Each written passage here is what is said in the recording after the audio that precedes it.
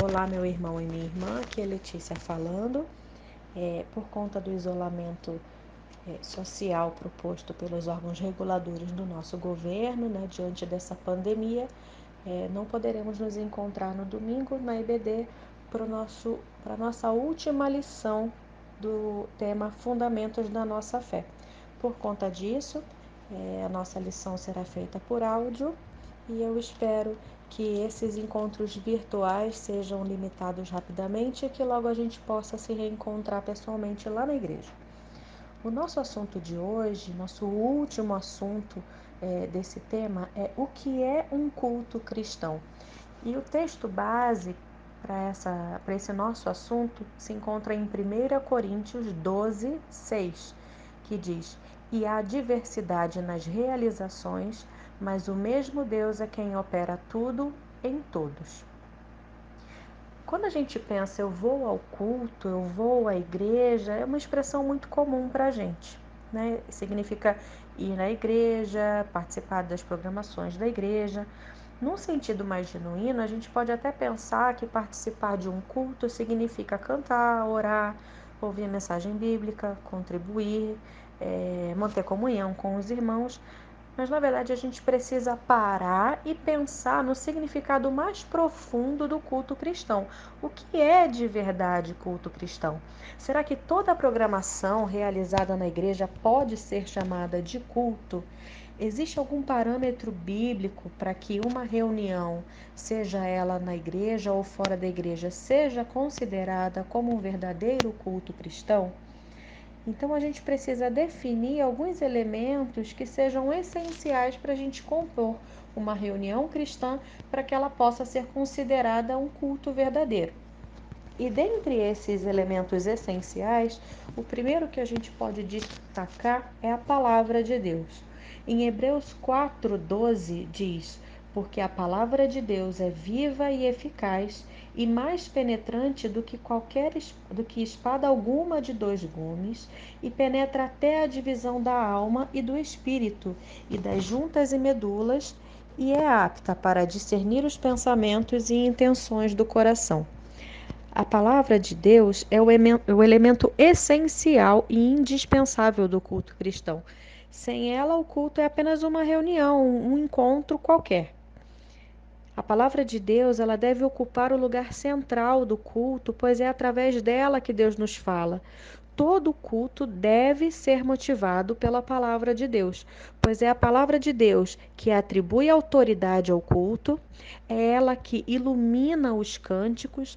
Na nossa igreja, a gente tem muito cuidado com qualquer música que seja cantada durante os cultos. Todas elas são examinadas de acordo com a Bíblia, para ver se o que elas dizem condizem com a mensagem bíblica e não textos tirados do seu contexto para serem usados como pretexto. A gente tem sempre esse cuidado em cada cântico, em cada hino escolhido para os cultos. É a palavra de Deus que nos leva a orar também. Ela nos proporciona comunhão e ela orienta as cerimônias, como a ceia e o batismo. Quem prepara um culto cristão, quem prepara o que a gente chama de ordem de culto, precisa observar muito bem se todas as partes dele estão bem afinadas com a palavra de Deus. E por último, e não menos importante, a palavra de Deus, ela deve ser o conteúdo da pregação. Nunca a pregação poderá ser substituída por qualquer outro elemento do culto. Ela é o ápice, ela precisa ser o destaque, porque é o momento em que Deus vai falar com a gente. Em 2 Timóteo 4:2, nós vemos uma recomendação de Paulo a Timóteo, que diz: que pregues a palavra, instes a tempo e fora de tempo, redarguas, repreendas, exortes com toda longanimidade e doutrina. Em segundo lugar, depois da palavra de Deus, nós podemos destacar a oração. Quando nós lemos a Bíblia, Deus fala com a gente. E no momento da oração, nós falamos com Ele. É a conversa, é o relacionamento com Deus que a gente destacou tantas vezes nas últimas semanas. A oração é a nossa resposta ao que Deus tem falado, ou a nossa entrega das nossas súplicas, dos nossos louvores e agradecimentos. Quando a gente olha na Bíblia, lá nos relatos da igreja primitiva, a gente percebe que era impossível se reunir sem que houvesse orações. Por exemplo, abre a sua Bíblia lá em Atos 4. Quando a gente dá uma olhada nesse texto, a partir do versículo 23, a gente vê o momento que Pedro e João se reencontram com seus irmãos na fé depois deles terem sido soltos da prisão. Olha só, o trecho todo é do versículo 23, relembrando o capítulo 4, o versículo 23 até o 31, mas eu não vou ler todos. Olha só, no versículo 23 diz assim: Quando Pedro e João foram soltos, voltaram para o seu grupo e contaram tudo o que os chefes dos sacerdotes e os líderes do povo haviam dito. Assim que eles ouviram isso, adoraram todos juntos a Deus, dizendo. Daí vem toda uma descrição da oração que eles fizeram em grupo. E lá no final, no versículo 31, diz assim: Quando terminaram de fazer essa oração, o lugar onde estavam reunidos tremeu. Então todos ficaram cheios do Espírito Santo e começaram a anunciar corajosamente a palavra de Deus. Existem duas formas de oração no culto cristão. Tem a oração privada ou solitária e a oração comunitária. Na oração privada ou solitária, é o homem, é a pessoa sozinha que quer se aproximar de Deus. Ela dá conta só da sua própria pessoa e ali ela adora, ela glorifica. É uma pessoa que ora e faz por sua conta própria. Já a oração comunitária, a oração em grupo, irmão junta com irmão. Deixa de ser uma oração feita por um eu e passa a ser uma oração feita por um nós. Todos os presentes oram uns pelos outros, além de interceder também pelos ausentes. A intenção da oração com a comunidade não é pelo eu, mas pelo nós, por toda a igreja, por todo o corpo de Cristo.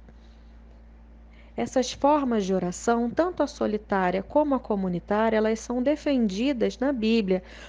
Boa parte do Novo Testamento, a gente encontra referências diretas a esses tipos de oração, inclusive em parábolas de Jesus, como a gente pode ver, por exemplo, em Marcos 6, de 5 a 8, em Lucas 11, em Lucas 18 e outros textos bíblicos. Relatos da oração coletiva também existem. Na igreja primitiva, quando a congregação unida dá essa expressão ao louvor e à súplica. Por exemplo, olha só em Mateus 18, nos versículos 19 e 20, o que diz: Também vos digo que se 2 de vós concordarem na terra acerca de qualquer coisa que pedirem, isso lhes será feito por meu Pai que está nos céus. Porque onde estiverem 2 ou 3 reunidos em meu nome, aí estou eu no meio deles. Da mesma forma que os nossos irmãos da igreja primitiva davam atenção e importância à oração, ela tem a mesma importância que tinha antigamente nos dias de hoje. A gente precisa basear a nossa vida em oração, seja ela solitária ou comunitária. Em terceiro ponto, como elemento essencial de um culto cristão, a gente pode destacar o cântico. Um elemento básico do culto cristão é a adoração, mas a gente tem às vezes uma ideia muito falsa de que a adoração é só cantar, e não é bem assim. A adoração é um estilo de vida, é a gente glorificar a Deus através da nossa existência, não só através daquilo que a gente canta ou que a gente toca. Mas nesse momento, a gente vai separar, a gente vai dar ênfase ao louvor cantado, tá? A igreja cristã sempre cantou. A prova disso é que existe uma enologia muito rica. A gente já teve a oportunidade de estudar sobre o livro de Salmos e nós vimos que ele é uma coletânea de diversas canções ou poesias que algumas foram musicadas pelo povo. E o que a gente pode destacar de importância da música no culto cristão? Em primeiro lugar, é através da música que a gente agradece a Deus pelos seus benefícios. Paulo também, isso não só no Velho Testamento a gente vê através dos Salmos, mas a gente também vê no Novo Testamento, como por exemplo lá na carta de Paulo aos Efésios, no capítulo 5, versículo 19, que diz assim: falando entre si com salmos e hinos e cânticos espirituais, cantando e louvando de coração ao Senhor. Outro ponto é que o conteúdo que a gente canta é tão importante quanto a forma do canto. Quando a gente fala por conteúdo, é a essência do culto, é aquela parte que o homem não vê, mas que Deus vê e o que deve agradar realmente a Ele. É aquela adoração sincera, rendida, fruto de uma vida que confessa o nome de Deus no seu dia a dia. Em Hebreus 13:15 diz assim: portanto, ofereçamos sempre por ele a Deus sacrifício de louvor, isto é, o fruto dos lábios que confessam o seu nome. Além de usar a música como agradecimento a Deus pelos seus benefícios e que esse conteúdo que a gente canta é tão importante quanto a forma do canto, em terceiro lugar, a gente pode ressaltar que nós devemos tomar cuidado com a forma com que nós adoramos ao Senhor. Paulo é muito enfático na sua primeira carta aos Coríntios, no capítulo 14, versículo 40, dizendo que nós devemos fazer tudo com decência e ordem. Nós servimos a um Deus detalhista. Se você abrir a sua Bíblia em Êxodo 30, e eu te convido a uma leitura depois particular desse capítulo em especial, nós vemos a descrição que Deus faz sobre como deveriam ser os utensílios do tabernáculo. Ele determinou dimensões, materiais a serem usados e até os ornamentos, o tipo de detalhe, o tipo de entalhe, qual pedra usar, se era material de ourives, de artesão, tudo isso ele determinou. E foi o Espírito de Deus, isso também é relatado no livro de Êxodo, que é o Espírito de Deus que deu capacidade a esses servos, a esses homens, de fazerem esse material, de fazerem tanto a tenda quanto a roupa dos sacerdotes, a roupa do sumo sacerdote, os objetos de dentro da tenda, até o incenso que seria usado para dentro, né, do tabernáculo, e o azeite que seria usado para queimar nas lamparinas, até isso, as suas receitas foram dadas por Deus e com ordem expressa de não serem repetidas em casa, por exemplo, fazendo um perfume semelhante para as suas casas. Deus é um Deus detalhista, ele gosta de decência e ordem. Em quarto lugar, como elemento essencial do culto, nós precisamos destacar a comunhão. Ele é um outro objetivo da gente estar na igreja. É uma prática que agrada a Deus e favorece os seus participantes. A gente pode prestar o culto a Deus estando sozinhos? Pode sim. Lá em Mateus 6,6 diz: mas tu, quando orares, entra no teu aposento e, fechando a tua porta, ora a teu pai que está em secreto. E teu pai que vem em secreto te recompensará publicamente. Grandes experiências com Deus foram adquiridas no encontro pessoal com Ele. Mas Deus também tem muito prazer no culto coletivo. No Salmo 133, nós lemos: ó quão bom e quão suave é que os irmãos vivam em união. Paulo, também na sua carta aos Coríntios, na primeira carta, capítulo 12, também diz da riqueza da diversidade de dons do culto na igreja de Corinto. Ele fala da diversidade de dons e de que cada um tem a sua função específica de uma maneira ordenada também dentro do culto, dentro da comunhão. Além disso, além de ser bom no nosso relacionamento com Deus, no nosso relacionamento como corpo de Cristo, o culto coletivo ele também tem um valor muito grande para a gente. A gente precisa lembrar que o culto cristão supre algumas necessidades sociais e emocionais das pessoas. A necessidade de se sentir apoiado, de se sentir corrigido, de ser orientado por outras pessoas.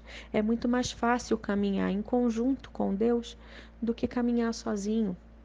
É bom saber que a gente tem um amigo, que a gente tem um irmão que professa a mesma fé que a gente. Igrejas mais aconchegantes têm experimentado um crescimento extraordinário, principalmente quando lá fora os relacionamentos são frios, quase sempre movidos a interesses. Em Hebreus 10, 25, diz: não deixando a nossa congregação, como é costume de alguns, antes admoestando-nos uns aos outros, e tanto mais quando vedes que se vai aproximando aquele dia. Fazendo um pequeno parênteses aqui, quando a gente falou sobre cântico como um dos elementos essenciais do culto, eu comentei que a adoração a gente tem a falsa ideia de dizer que é só cantar, mas que a adoração é um estilo de vida. Eu me lembro que eu ouvi relatos de um pastor, que foi um pastor de música lá na PIB de Curitiba, no Paraná, que ele dizia que quando você abraça um irmão, você está demonstrando por ele o amor que Deus te deu. Ou seja, você diz: eu sei que Deus me amou e por isso eu sei hoje, eu compreendo hoje que eu preciso te amar, porque Deus te ama da mesma forma que ama a mim. Então, ele fechava essa ideia dizendo que o abraço também é uma forma de adoração. Na nossa igreja mesmo, a gente tem um exemplo de como que isso é fundamental. Tinha uma família na nossa igreja, até recentemente, hoje eles já não moram mais no Brasil, mas tinha uma família na nossa igreja que ela ficou num culto na nossa igreja porque o pai dessa família reconheceu o irmão que estava lá na recepção quando ele estava no seu trabalho secular. Esse irmão da recepção, o irmão Edmilson, estava trabalhando, ele era garçom numa pizzaria e ele atendeu de uma maneira tão especial essa outra pessoa que ele se tornou inesquecível. E assim, quando esse moço chegou na nossa igreja para visitar, ele viu o irmão Edmilson e reconheceu o irmão Edmilson. E por isso ele ficou ali. Que a gente possa ser igreja dentro e fora dos muros. E hoje a gente tem vivido essa experiência. E em quinto e último lugar, nós podemos ressaltar os cerimoniais. O culto cristão, para nós batistas, ele só reconhece 2 cerimoniais: a ceia e o batismo nas águas. Eles foram praticados por Jesus e foram ordenados por ele. A gente precisa tomar todo cuidado para não dar o mesmo valor para qualquer cerimonial. E a gente também tem que ter muito cuidado para não achar que ceia e batismo são capazes de salvar alguém. Nós temos eles como cerimoniais. Eles não são maneiras nossas de relembrar o que Jesus ordenou e o que ele fez em vida. Mas eles não têm a capacidade de trazer salvação para ninguém. Quem traz salvação para nós é o sacrifício de Cristo, e a partir do momento que a gente reconhece a nossa condição de pecador e dependente desse sacrifício, para sermos reconstituídos, para sermos reaproximados de Deus. Concluindo, existem outros elementos na composição do culto, mas esses 5 elementos que a gente comentou são os elementos essenciais, relembrando a palavra de Deus, a oração, o cântico, a comunhão e os cerimoniais. São esses elementos que fazem com que o nosso culto cristão seja realmente bíblico. Algumas igrejas, infelizmente, enfatizam mais uma coisa e acabam esquecendo da outra. Mas é preciso haver equilíbrio para que o culto seja realmente edificante para quem dele participa. O culto cristão verdadeiro, o culto cristão genuíno, ele agrada tanto a Deus quanto edifica aquela pessoa que está prestando o culto, fazendo de cada reunião um momento muito especial para glorificar a Deus, assim como para edificar a igreja. E para encerrar, nós agora estamos impossibilitados de ficar juntos, né, de ficar perto. Então, é uma maneira da gente desenvolver o nosso culto cristão, mas o culto cristão particular. E principalmente para a gente aprender uma maneira diferente de desenvolver a adoração real, que é o estilo de vida.